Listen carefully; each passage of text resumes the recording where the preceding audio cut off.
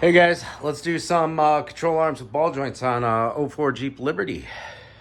We got 21 millimeter right there, 19 millimeter or 3/4 for your lug nuts, get your tire off. You can see our control arms sit up in there. Let's get down to it, eh? All right, so it's tough to get an impact or anything in here on this nut for the ball joint. We're doing upper ball joints today. We've got our 1/2 inch ratchet on there, and we'll use a bar and see if we can break her free.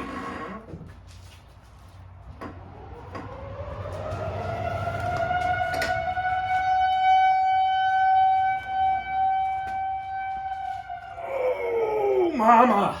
Woo! Ha!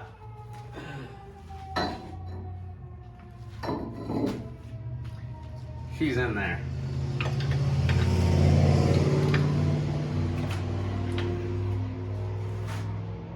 One thing you can do is just chop this off with the angle grinder, sawzall, whatever. That's on there tight. I'm just gonna bust out the torches because I got some. Use them if you got them.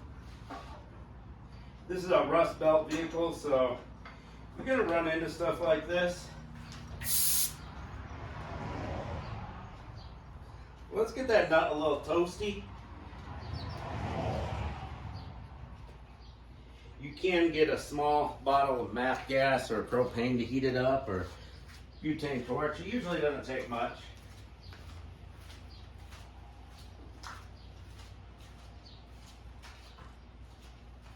Let's get it hot though. And that'll help out a whole heck of a lot.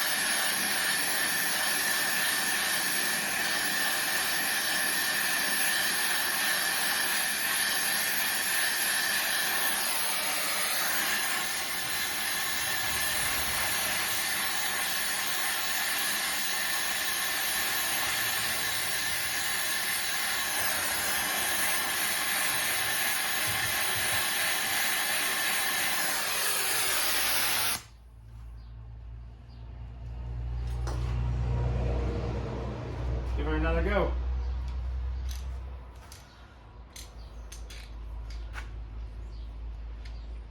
Careful with those fingies.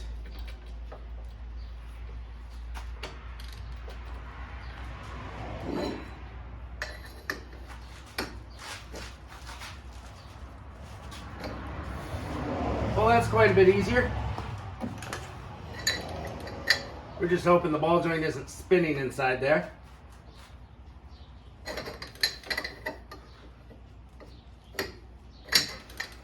And give it that much heat.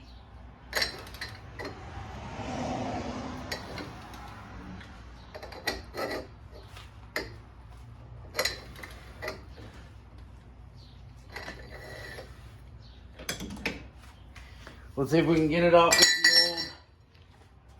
the old Ryobi +1 with a lot of extensions. Ryobi, sponsor me.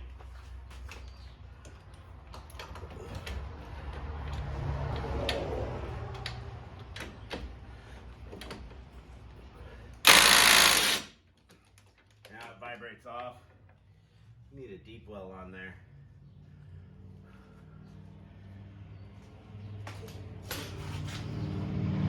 Give her a little more heat. Use a deep well.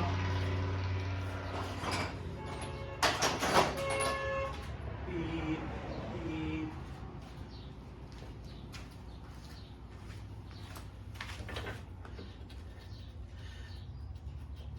Doesn't want to fit on there all the way, but that's okay. A little rusty, a little crusty. It's all right. Grab our little spray bottle. Just want to make sure we don't melt any rubber anywhere. And this time we'll give her a little more heat.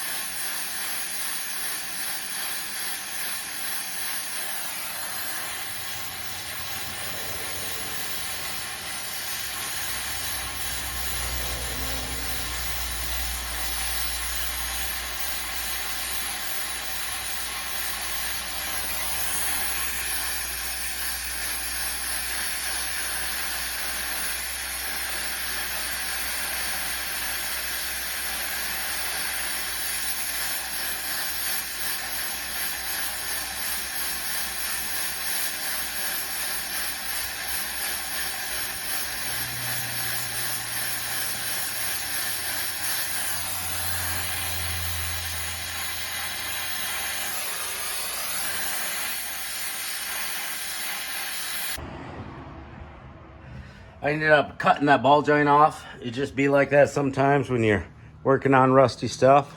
But anyways, our control arms are down here. I already got this nut broken free. There's a wing on this nut to keep it from moving. That way you can just take that off. I got a ratchet there. Used a pipe on the ratchet to break it free. Now it's broke free by hand. I can take it out with that ratchet. Don't need the pipe no more. We got our other one right here, and it is tight quarters. But you can get a ratchet in there and a little turn at a time. You know what I'm saying? You can get an air impact with a swivel through here, but it's tight quarters, man. One turn at a time, get it done. There's that back bolt, guys, and you can get it with a regular ratchet, but if it's really stiff, this fine-tooth long bar with an 18 millimeter on it is working great because you only get a little bit of a click at a time. So if you got one, good for you. Makes it a lot easier. All right, we got our bolts out of there. Came out pretty easy. So now our control arm should just pop right out. Boom. Control arms out. Now we get to shove our control arms in there.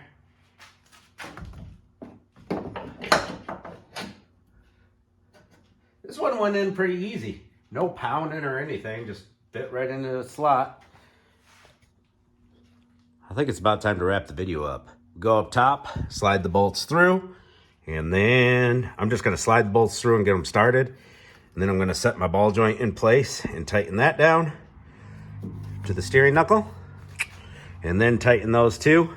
Get everything set in there loose, then tighten all three, the nut and then the bolt and nuts. We've got a little Zerk fitting here for greasing it. It's good stuff. We got a Lifetime Moog ball joint, so grab your grease gun from off the rack. Make sure you grease your ball joint after you put everything back together. There's gonna be a torque spec on this ball joint. You can ask your parts store or go on Google. It's probably a torque spec on these too, but just get them tight. Make sure they're nice and tight. And put your wheel back on. Careful not to stretch your brake hose while you're working on this as the steering knuckle comes forward. Tighten everything back up, put your wheel back on. That's how you change the control arms, guys. Take care.